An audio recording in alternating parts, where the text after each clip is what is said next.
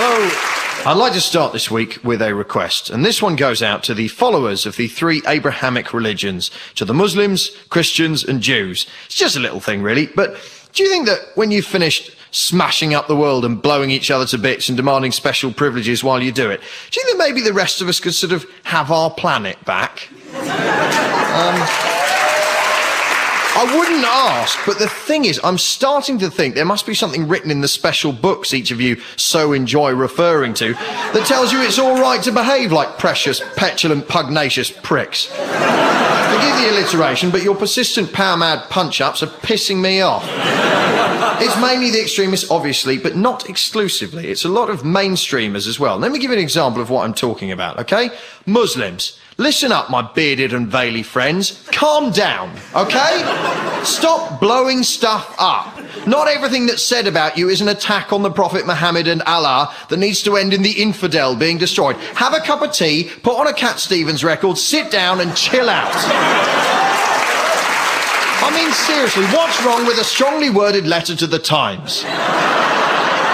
Christians, you and your churches don't get to be millionaires while other people have nothing at all. They're your bloody rules. Either stick to them or abandon the faith. And stop persecuting and killing people you judge to be immoral. Oh, and stop pretending you're celibate as a cover-up for being a gay or a nonce.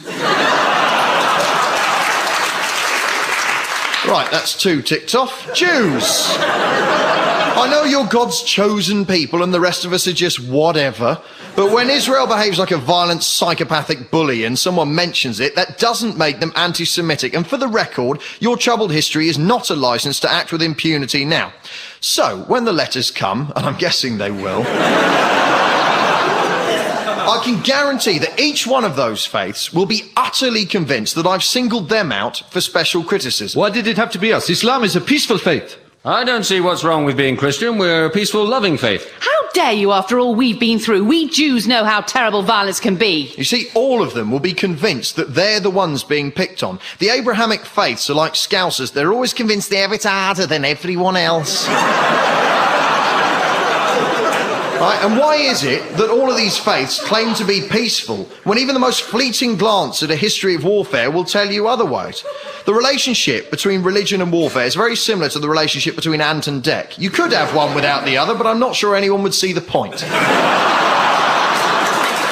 I wouldn't actually like it, but it would at least be refreshing to hear one of them come out and say, "Oh, our faith's violent as you like. We'll have a scrap, us lot, we do. Honestly, our special book says fight, fight, kill, maim, fight, smash, destroy, fight, murder, kill, and fight." That's why I signed up, to be honest. I'm a bit naughty, know what I mean?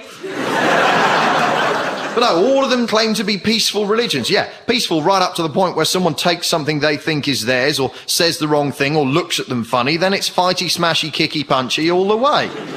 I know this will upset a lot of people, and frankly, I don't care. I'm getting so sick of religious people screwing it up for the rest of us. Please don't kill us. Seriously. As far as I'm concerned, this is the only chance we get. When we die, it's all over. There's no virgins and pearly gates waiting for us, no big beardy man saying... Right, so how do you think that went then? Bit mixed? Ooh, killed a lot of people in my name, I see. Yeah, not really what I had in mind, actually. Tell you what, have another go as a worm. While we're at it, I'm sick of religious people forcing their children to define themselves by their parents' faith. A 4-year-old is no more a Christian than he is a member of the Postal Workers Union. We want a fair working wage, decent working conditions, and time allotted to see the new Transformers film, said a spokesman. This week, Lydia Playfoot, who took Millet's school in Horsham to the High Court so she could wear jewellery to prove she's staying a virgin for Jesus, lost her case. Good. I'm glad. I don't care how many times her parents claim it was her idea. Rules is rules. And if you want to wear a ring that tells everyone you're not having any sex, you can get married like the rest of us.